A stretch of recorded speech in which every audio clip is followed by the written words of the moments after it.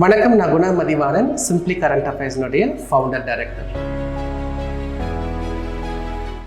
இன்னையிலிருந்து அடுத்து ஒரு 10 நாளைக்கு நான் போட போகிற எல்லா வீடியோ ரொம்ப ரொம்ப முக்கியம். ஹிட்லிஸ்ட்டில் இருக்கிற எல்லா வீடியோஸுமே முக்கியம்தான். பட் அடுத்த 10 நாள் நான் போட போகிறது எல்லாமே எக்கனாமி பேஸ் பண்ண வீடியோஸ்.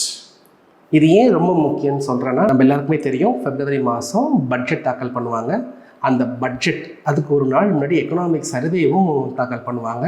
இது ரெண்டையும் நம்ம புரிஞ்சுக்கணுன்னா, நம்ம இந்த டாக்ஸேஷன், இந்த ஜிஎஸ்டி, இந்த பட்ஜெட் பற்றின பேசிக்ஸ், இந்த டெஃபிசிட், ஃபிஸ்கல் டெஃபிசிட்னா என்ன, ரெவன்யூ டெஃபிசிட்னா என்ன, இந்த மாதிரியான பேசிக்ஸை நல்லா தெளிவாக புரிஞ்சுக்கணும்.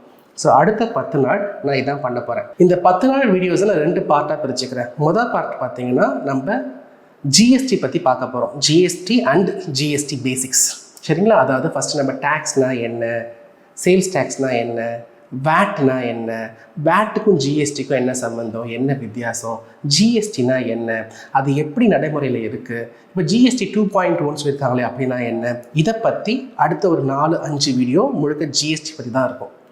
அது முடிஞ்ச பிறகு அடுத்த ஒரு 5 வீடியோ பார்த்தீங்கன்னா, பட்ஜெட்னா என்ன, எக்கனாமிக் சர்வேனா என்ன, பட்ஜெட்டில் என்ன மாதிரி டேட்டாஸ்லாம் இருக்கும், அது என்ன ரெவன்யூ பட்ஜெட், அது என்ன கேபிட்டல் பட்ஜெட், அதில் நிறைய டெஃபிசிட் இருக்குது. பட்ஜெட் டெஃபிசிட்னா என்ன, ரெவன்யூ டெஃபிசிட்னா என்ன, ஃபிஸ்கல் டெஃபிசிட்னா என்ன, எஃபெக்டிவ் ரெவன்யூ டெஃபிசிட்னா என்ன, பிரைமரி டெஃபிசிட்னா என்ன, இந்த மாதிரி பேசிக்ஸ் எல்லாம் நம்ம அடுத்த 5 வீடியோவில் பார்ப்போம். சரிங்களா? ரொம்ப ரொம்ப முக்கியம். இதை நல்லா புரிஞ்சுக்கிட்டோம்னா இந்த எக்கனாமிக் சர்வே பட்ஜெட் படிக்கிறதுலாம் ரொம்ப சுலபமாக மாறிடும். ரைட். ஸோ இன்றைக்கி நம்ம என்ன பார்க்க போகிறோம்? முதல்ல டாக்ஸேஷன்னா என்னன்னு தெரிஞ்சுப்போம். இன்றைக்கி வீடியோவில் டாக்ஸேஷன்னா என்ன, டைரக்ட் டேக்ஸ்னால் என்ன, இன்டைரக்ட் டேக்ஸ்னால் என்ன, இந்த டைரக்ட் டேக்ஸ் இன்டைரக்ட் டேக்ஸில் என்னென்ன காம்பனன்ட்ஸ்லாம் இருக்குது, அதை பற்றி நம்ம புரிஞ்சுக்கலாம். எக்ஸாம் பாயிண்ட் ஆஃப் வியூவில், முழுக்க எக்ஸாம் பாயிண்ட் ஆஃப் வியூவில் இது யூபிஎஸ்சிக்கு ரொம்ப உபயோகமாக இருக்கும். டிஎன்பிஎஸ்சி எக்ஸாம் படிக்கிறவங்களுக்குமே ரொம்ப யூஸ்ஃபுல்லாக இருக்கும். சரி, டாக்ஸேஷன்னா என்னங்க? நம்ம எல்லாருக்குமே தெரியும், ஒரு நாட்டில் அரசாங்கத்துக்கு நிறைய கடமைகள் இருக்குது. அந்த நாட்டில் இருக்கிற ப்ரைவேட் செக்டார் மட்டுமே அந்த நாட்டினுடைய தேவைகள் எல்லாத்தையுமே பூர்த்தி செய்ய முடியாது. அப்போ கவர்மெண்ட்டுக்கு, அரசாங்கத்துக்கு நிறைய கடமைகள் இருக்கு இல்லையா? அந்த கடமைகளை செயல்படுத்துறதுக்கு அரசாங்கத்துக்கு காசு தேவை. இப்போ இந்த காசு பார்த்திங்கன்னா அவங்களுக்கு 2 சோர்ஸ்லேருந்து வரும். இந்தியா மாதிரி ஒரு மிக்சட் எக்கானமி ப்ராக்டிஸ் பண்ணுற ஒரு கண்ட்ரி. மிக்சட் எக்கானமிங்கிறது இங்கே ப்ரைவேட்டும் இருக்கும், கவர்மெண்ட்டும் இருக்கும், 2 பேருமே பிஸ்னஸில் இன்வால்வ் ஆவாங்க.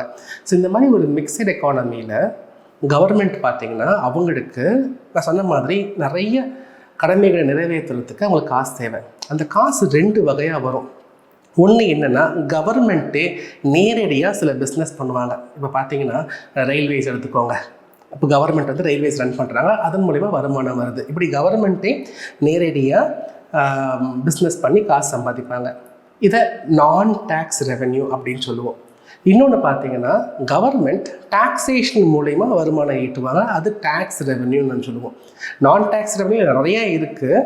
இந்த ரயில்வேஸ்ங்கிறது ஒரு எக்ஸாம்பிள். சரி, நம்ம இந்த டேக்ஸ் ரெவென்யூ வருவோம். அது என்ன டேக்ஸ் ரெவென்யூ? கவர்மெண்ட் அந்த நாட்டில் இருக்கிற மக்கள் மேலேயும் அங்கே இருக்கிற ப்ரைவேட் செக்டார் மேலேயும் டேக்ஸுங்கிற ஒரு வரியை விதிப்பாங்க. சரிங்களா? ஸோ அந்த வரியில் வர வருமானம், அந்த டேக்ஸ் இம்போஸ் பண்ணி வர வருமானம் இருக்கு இல்லையா, அந்த வருமானத்தை யூஸ் பண்ணியும் கவர்மெண்ட் அந்த கடமைகள் நிறைவேற்றுவாங்க. இதில் இந்த டேக்ஸ் ரெவென்யூ, நான் டேக்ஸ் ரெவென்யூ, இது 2த்தில் இந்த டேக்ஸ் ரெவென்யூலேருந்து தான் கவர்மெண்ட்டுக்கு அதிகமான வருமானம் வரும். சரி, இந்த டேக்ஸ் இருக்குது பார்த்தீங்களா, இது 2 வகையாக பிரிக்கலாம். ஒன்று டைரக்ட் டேக்ஸ், இன்னொன்று இன்டைரக்ட் டேக்ஸ். சரிங்களா? ஸோ டேக்ஸுங்கிறது ஒரு ஃபீஸ் மாதிரி வச்சுக்கோங்களேன். கலெக்ட் பண்ணுவாங்க, மக்கள்கிட்ட இருந்தும் அந்த நாட்டில் இருக்கிற ப்ரைவேட் செக்டார்கிட்ட இருந்தும் பணத்தை கலெக்ட் பண்ணுவாங்க. அந்த கலெக்ஷனை, அந்த டாக்ஸேஷனை நான் 2ஆக பிரிக்கிறேன். ஒன்று டைரக்ட் டேக்ஸ், இன்னொன்று இன்டைரக்ட் டேக்ஸ்.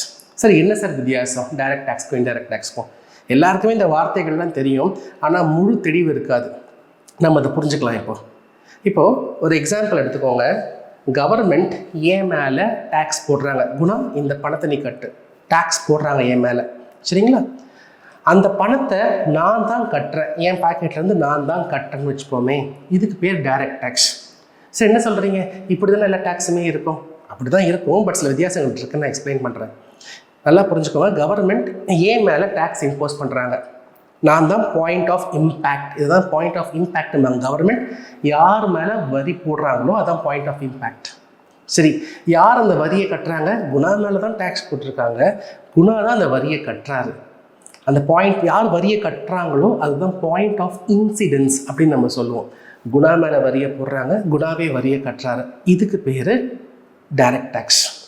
அதாவது அந்த point of impact and point of incidence இது ரெண்டுமே ஒரே ஆள் மேலே இருந்துச்சுன்னா அதுக்கு பேர் direct tax. For example income tax எடுத்துக்கோங்களேன். இன்கம் டேக்ஸ்லாம் பார்த்தீங்கன்னா, இப்போ ஃபார் எக்ஸாம்பிள் நான் வந்து ஒரு 10 லட்ச ரூபாய் சம்பாதிக்கிறேன்னு வச்சுக்கலாம் ஒரு வருஷத்துக்கு. அப்போ கவர்மெண்ட் வந்துட்டு ஒரு 30% இன்கம் டேக்ஸ் போடுறாங்கன்னு வச்சுப்போம். நான் 10 லேக்ஸ் சம்பாதிக்கிறேன், என் மேலே ஒரு 30% டேக்ஸ் போடுறாங்கன்னு வச்சுப்போம். அப்போ கவர்மெண்ட் என் மேலே டேக்ஸ் போடுறாங்க, குணா 30% இன்கம் டேக்ஸ் கட்டுங்கன்ட்டுன்னு. ஸோ நான் என்ன பண்ணுறேன், நான் சம்பாதிச்ச 10 லட்சத்தில் இருந்து ஒரு 3 லட்சம் 30%னா 3 லேக்ஸ் இல்லையா, அந்த 3 லேக்ஸை எடுத்து நான் கவர்மெண்ட்டுக்கு தரேன். இதுக்கு பேர் தான் டைரக்ட் டேக்ஸ். இம்பேக்ட் என் மேலே, இன்சிடென்ஸ் என் பேக்கெட்லேருந்து பண்ண வெளியே போகுது. இது டைரக்ட் டேக்ஸ். இன்டைரக்ட் டேக்ஸ்னால் என்னங்க? இப்போது கவர்மெண்ட் ஏன் மேலே தான் டேக்ஸ் போடுறாங்க, சரிங்களா? ஆனால் அந்த டேக்ஸை நான் கட்டலை, நான் இன்னொருத்தர்கிட்ட இருந்து கலெக்ட் பண்ணி இன்னொருத்தர்கிட்ட இருந்து அந்த பணத்தை வாங்கி நான் கவர்மெண்ட்டுக்கு தரேன். இதுக்கு பேர் இன்டைரக்ட் டேக்ஸ். அதாவது பாயிண்ட் ஆஃப் இம்பேக்ட் என் மேலே தான் இருக்குது, குணா டேக்ஸ் கட்டிடு, இது பாயிண்ட் ஆஃப் இம்பேக்ட். ஆனால் பாயிண்ட் ஆஃப் இன்சிடென்ஸ் அது என் மேலே இல்லை, அது இன்னொருத்தர் மேலே இருக்குது. ஒரு எக்ஸாம்பிள் எடுத்துக்கலாம். செம பசி எனக்கு, நான் நல்ல ஹோட்டலுக்கு போகிறேன், ஒரு சரவணபவன் வச்சுக்கலாமே. அந்த ஹோட்டலில் போயிட்டு நல்ல ஒரு கீ மசால் தோசை சாப்பிட்றேன். நான் சாப்பிட்டு முடிச்சிட்ட பிறகு அந்த பில்லை பார்த்தீங்கன்னா ஜிஎஸ்டின்னு போட்டிருக்காங்க இல்லையா.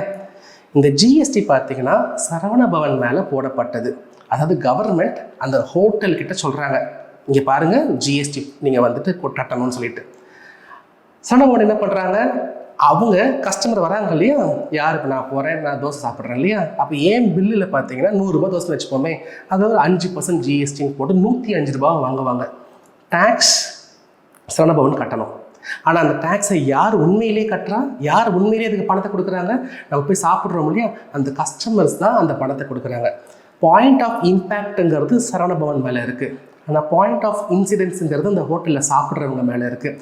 இப்படி இந்த இம்பேக்டும் இன்சிடென்ஸும் வேறு வேறு ஆள் மேலே இருந்தால் அதுக்கு பேர் இன்டைரக்ட் டேக்ஸ். சார் இது தப்பு இல்லையா, சரவணபவன் தானே ஜிஎஸ்டி கட்டணும், இது தப்பே கிடையாது, இதுதான் இன்டைரக்ட் டேக்ஸ். இப்போ சரவணபவன் அவங்க ப்ராஃபிட் பண்ணுறாங்க இல்லையா, அந்த ப்ராஃபிட்டில் அவங்க இன்கம் டேக்ஸ் கட்டிப்பாங்க. சரவணபவன் அவங்க சம்பாதிக்கிற ப்ராஃபிட்டில் இருந்து கார்ப்பரேட் டேக்ஸ் நம்ம சொல்லுவோம் இந்த இடத்துல, அவங்க அதை கட்டிப்பாங்க. அது பார்த்தீங்கன்னா சரவணபவன் மேலே தான் போடுறாங்க, சரவணபவன் தான் அவங்க கிட்ட இருக்கிற பணத்தை எடுத்து கட்டுவாங்க. இது டைரக்ட் டேக்ஸ். ஆனால் இப்போ ஜிஎஸ்டி பார்த்தீங்கன்னு வச்சுக்கோங்களேன், கவர்மெண்ட்டே சொல்கிறாங்க சரவணபவன் அவங்க மேலே தான் போடுறேன், ஆனால் அந்த ஜிஎஸ்டியை உங்ககிட்ட சாப்பிட வராங்க இல்லையா, அவங்கக்கிட்ட இருந்து கலெக்ட் பண்ணி எனக்கு கொடுங்க. சிம்பிளி கரண்ட்டாக பேசுங்க. நீங்கள் ஒரு கோர்ஸ் ஜாயின் பண்ணுறீங்கன்னு வச்சுக்கோங்களேன், நம்ம ஜிஎஸ்டி பே பண்ணுறோம். அப்போது நான் ஒரு கோர்ஸ் உங்களுக்கு தரேன் இல்லையா, அந்த கோர்ஸ் நான் நீங்கள் வாங்கும் பொழுது அதில் ஜிஎஸ்டி இருக்கும். கவர்மெண்ட் சொல்கிறது சிம்பிளி கரண்ட் அஃபேர்ஸ், நீங்கள் ஜிஎஸ்டி கட்டணும். பட் நான் என்ன பண்ணுறேன், நான் நீங்கள் ஜாயின் பண்ணும் பொழுது உங்ககிட்ட இருந்து ஜிஎஸ்டி அமௌண்ட்டை நான் வாங்கி என் பேரில் நான் கவர்மெண்ட் கிட்ட கொடுப்பேன்.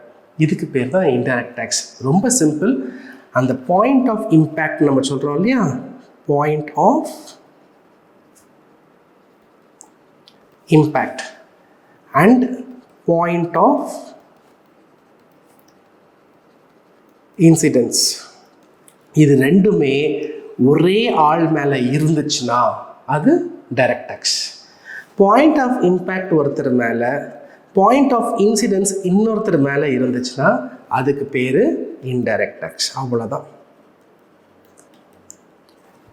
சார். டைரக்ட் டேக்ஸ் இன்டைரக்ட் டேக்ஸ்க்கு ஏதாவது எக்ஸாம்பிள் சொல்லுங்கள் சார். சொல்லலாமே. இப்போ டைரக்ட் டேக்ஸ் பார்த்தீங்கன்னா நம்ம என்ன சொன்னோம், இன்கம் டேக்ஸ் சொன்னோம். இன்கம் டேக்ஸுங்கிறது டைரக்ட் டேக்ஸ். ஒரு தனி மனிதர் அவர் சம்பாதிக்கிற பணத்தில் இருந்து கட்ட போகிற டேக்ஸ் தான் இன்கம் டேக்ஸ். அதே மாதிரி கார்ப்பரேட் டேக்ஸ். கார்ப்பரேட் டேக்ஸ்ங்கிறது இப்போ தனி மனிதருக்கு போடுற இன்கம் டேக்ஸ்னு சொல்கிறோம்.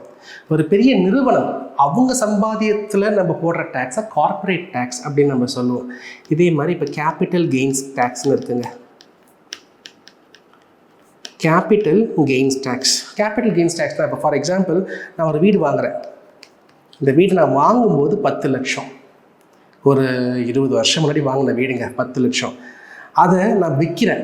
இன்றைக்கி நான் விற்கிறேன், 20 வருஷம் கழித்து நான் விற்கிறேன். அதை விற்கும்போது எனக்கு 1 கோடி கிடைக்குதுன்னு வச்சுப்போமே. நான் 10 லட்ச ரூபாய்க்கு வாங்கியிருக்கேன், 1 கோடிக்கு விற்றுருக்கேன். அப்போது அதில் எனக்கு வந்த ப்ராஃபிட் 90 லட்சம். இந்த 90 லட்சம் மேலே கவர்மெண்ட் போடுற டேக்ஸ் பேர் தான் கேபிட்டல் கெயின்ஸ் டேக்ஸ். நீங்கள் ஒரு 10 வருஷம் முன்னாடி 20 வருஷம் முன்னாடி தங்கம் வாங்கியிருக்கீங்க. நீங்கள் 1 கிலோ தங்கத்தை நீங்கள் 1 லட்சத்துக்கு வாங்கி வச்சுக்கலாம் ஒரு பேச்சுக்கு. இன்றைக்கி அதை விற்கிறீங்க, விற்கும்போது 1 கோடி கிடைக்குது அப்படின்னா 90 lakhs ப்ராஃபிட் வருது இல்லையா? இந்த மாதிரி நீங்கள் ஒன்று இன்வெஸ்ட் பண்ணியிருக்கீங்க. அந்த இன்வெஸ்ட்மெண்ட் ஒரு 10 வருஷம் 20 வருஷம் 30 வருஷம் கழிச்சு விற்கும்போது வர ப்ராஃபிட் இருக்குல்ல, அதில் போடுற டேக்ஸ் தான் கேபிட்டல் கெயின்ஸ் டேக்ஸ். இந்த மாதிரி நிறையா இருக்குது. இதெல்லாம் நம்ம டைரக்ட் டேக்ஸ் அப்படின்னு சொல்லுவோம். அப்போ இன்டைரக்ட் டேக்ஸ் சார், அதுக்கு எக்ஸாம்பிள் சார், முதல் எக்ஸாம்பிளே நான் ஜிஎஸ்டி சொன்னேன். ஜிஎஸ்டி பார்த்தீங்கன்னா ஒரு இன்டைரக்ட் டேக்ஸ். அதே மாதிரி உங்களுக்கு வேட், வேல்யூ ஆடட் டேக்ஸ், அதுவும் இன்டைரக்ட் டேக்ஸ் தான். அதே மாதிரி சேல்ஸ் டேக்ஸ், இதுவும் இன்டைரக்ட் டேக்ஸ் தான். உங்களுக்கு ஒரு விஷயம் தெரியணும், இந்த சேல்ஸ் டேக்ஸில் ஒரு பிரச்சனை இருந்துச்சு. அந்த பிரச்சனையை சரி பண்ணதான் வேட் வந்துச்சு. சரிங்களா? இந்த வேட்டில் எந்த பிரச்சனையெல்லாம் ஒன்றும் இல்லை, ஆனால் இந்த வேட்டை ரீப்ளேஸ் பண்ணி வந்தது தான் ஜிஎஸ்டி. சேல்ஸ் டேக்ஸை வேட் ரீப்ளேஸ் பண்ணது, வேட்டை ஜிஎஸ்டி ரீப்ளேஸ் பண்ணது, இது எல்லாமே இன்டைரக்ட் டேக்ஸ். வேறு இன்டைரக்ட் டேக்ஸு எக்ஸைஸ் டியூட்டி, கேள்விப்பட்டிருப்பீங்க. எக்ஸைஸ் டியூட்டி அதாவது இது வந்து ப்ரொடக்ஷன் டேக்ஸ்னாங்க. ஃபேக்ட்ரிக்குள்ளே நீங்கள் ஒரு பொருளை தயாரிக்கும் பொழுது அந்த தயாரிப்பு மேலே போடுற டேக்ஸ் தான் எக்ஸைஸ் டியூட்டி. அதே மாதிரி கஸ்டம்ஸ் டியூட்டி, நீங்கள் ஒரு பொருளை ஏற்றுமதி இறக்குமதி பண்ணும் பொழுது கவர்மெண்ட் போடுற டேக்ஸ் தான் கஸ்டம்ஸ் டியூட்டி. சர்வீஸ் டேக்ஸ், நீங்கள் ஒரு சேவையை விற்கும் பொழுது, ஒரு பொருளை விற்கும் பொழுது போடுற டேக்ஸ் தான் சேல்ஸ் டேக்ஸ். ஒரு சேவையை நீங்கள் விற்கும் பொழுது போடுற டேக்ஸ் தான் சர்வீஸ் டேக்ஸ். அது என்ன சார் சேவை? இப்போது நீங்கள் சமூக சேவை நினச்சிடாதீங்க. சர்வீஸ் டேக்ஸுங்கிறது ரொம்ப சிம்பிள். நீங்கள் ஒரு பார்லருக்கு போகிறீங்க, அங்கே உங்களுக்கு ஃபேஷியல் பண்ணி விடுறாங்க, அந்த பில்லை டேக்ஸ் போட்டாங்கன்னா அது சர்வீஸ் டேக்ஸ். புரியுதுங்களா? அப்போது அந்த ஃபேஷியல், அந்த மசாஜுங்கிறது ஒரு சர்வீஸ். நீங்கள் ஒன்றும் இல்லை, சிம்பிளி கரண்ட் அஃபேர்ஸில் ஒரு கோர்ஸ் ஜாயின் பண்ணிங்கன்னா இன்றைக்கி அது ஜிஎஸ்டிங்க. இன்றைக்கி அதுக்கு பேர் ஜிஎஸ்டி. 2017 ஜூலைக்கு முன்னாடி பார்த்தீங்கன்னா அதுக்கு பேர் சர்வீஸ் டேக்ஸ். ஏன்னா நான் இங்கே எந்த பொருளையும் உங்களுக்கு நான் வைக்கலை, நான் ஒரு சர்வீஸ் தான் வைக்கிறேன். சரிங்களா? ஒரு சேவையை தான் வைக்கிறேன். சரி, இந்த பொருளுக்கும் சேவைக்கும் வித்தியாசம் இருக்குது. பொருளுங்கிறது கூட்ஸ் அப்படிங்கிறது நீங்கள் பார்க்கலாம், நீங்கள் தொடலாம். சரிங்களா? நீங்கள் திருப்பி விற்கலாம். இப்போ ஒரு கார் இருக்குங்க, அந்த காரை பார்க்க முடியுது, காரை தொட முடியுது, அதை வாங்கி திருப்பி விற்க முடியுது. இதெல்லாம் கூட்ஸ், பொருள் சொல்லுவோம். சேவைங்கிறது நீங்கள் பார்க்க முடியாது, நீங்கள் தொட முடியாது, நீங்கள் அதை திருப்பி விற்கவும் முடியாது, நீங்கள் உணர மட்டும்தான் முடியும். இதுதான் சேவை.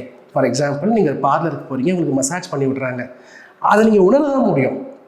நீங்கள் அனுபவிச்ச அந்த மசாஜை விற்கவா முடியும் இன்னொருத்தர்கிட்ட? அதை நீங்கள் தொடவா முடியும்? இப்போ நீங்கள் என் கிளாஸ் அட்டன் பண்ணுறீங்க, என் கிளாஸ் அட்டன் பண்ணி முடித்த பிறகு என்கிட்ட இருந்த நாலேஜ் உங்களுக்கு ட்ரான்ஸ்ஃபர் ஆகிருக்கு. அந்த நாலேஜை நீங்கள் பார்க்கவோ தொடவோ முடியாது, உணர தான் முடியும். எதெல்லாம் நீங்கள் உணர முடியுதோ அதெல்லாம் நம்ம சர்வீசஸ்ன்னு நம்ம சொல்கிறோம். சரிங்களா? ஒரு பொருளை விற்கும்போது போடுற டேக்ஸ் தான் சேல்ஸ் டேக்ஸ். ஒரு சேவையை விற்கும்போது போடுற டேக்ஸ் தான் சர்வீஸ் டேக்ஸ். ஸோ இது எல்லாமே இன்டைரக்ட் டேக்ஸஸ், இது எல்லாமே டைரக்ட் டேக்ஸஸ். சரிங்களா? இந்த ஜிஎஸ்டிங்கிறது ஏகப்பட்ட most of the indirect taxes, பல இன்டைரக்ட் டேக்ஸஸை ரீப்ளேஸ் பண்ணி கொண்டு வரப்பட்ட ஒரு டாக்ஸேஷன். நிறைய உங்களுக்கு இன்டைரக்ட் டேக்ஸ் இருக்குங்க. இந்த ஏகப்பட்ட இன்டைரக்ட் டேக்ஸஸை எல்லாம் ஒன்று சேர்த்து ஒரு பொட்டலமாக மாற்றி ஒரே டேக்ஸாக கொண்டு வந்திருக்காங்க. அதுதான் ஜிஎஸ்டி. நல்லா புரிஞ்சுக்கோங்க, ஜிஎஸ்டிங்கிறது எல்லா இன்டைரக்ட் டேக்ஸையுமே ரீப்ளேஸ் பண்ணலை, ஆனால் மெஜாரிட்டி ஆஃப் த இன்டைரக்ட் டேக்ஸை ரீப்ளேஸ் பண்ணி இருக்குது. சரிங்களா? நான் ஜிஎஸ்டி நடத்தணும்னா ஃபஸ்ட்டு உங்களுக்கு இன்டைரக்ட் டேக்ஸ்லாம் என்னென்னு புரியணும். அப்போது அதில் டைரக்ட் டேக்ஸோட கம்பேர் பண்ணணும். அதனால தான் இந்த வீடியோவில் இந்த பேசிக்ஸ் பற்றி நம்ம பார்த்துருக்கோம்.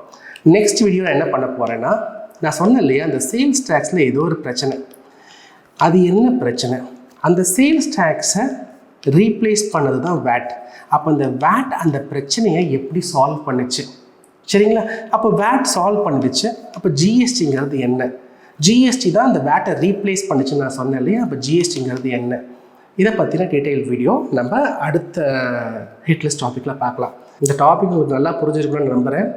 சரிங்களா? அடுத்து வர அந்த 10 வீடியோவை கண்டிப்பாக முழுமையாக நீங்கள் பாருங்கள். கண்டிப்பாக ப்ரிலிமினரி எக்ஸாமுக்கு எக்கனாமிக்ஸ்க்கு ரொம்ப ரொம்ப யூஸ்ஃபுல்லாக இருக்கும். ரொம்ப ஈஸி, தேவையில்லாமல் கன்ஃபியூஸ் பண்ணிகிட்டு இருப்பாங்க. ரொம்ப ஈஸியாக நம்ம புரிஞ்சுக்கலாம். சரி, நான் நாளைக்கு சந்திக்கிறேன். உங்களுக்கு என்ன ஃபீட்பேக் இருந்தாலும் நீங்கள் கமெண்ட் செக்ஷனில் கொடுங்க. உங்களுடைய ஃபீட்பேக் தான் எங்களுடைய உண்மையான மோட்டிவேஷன். ரைட் ஃப்ரெண்ட்ஸ், நாளைக்கு பார்க்கலாம். அது வரைக்கும் பாய் ஃப்ரம் குணா மதிவாணன்.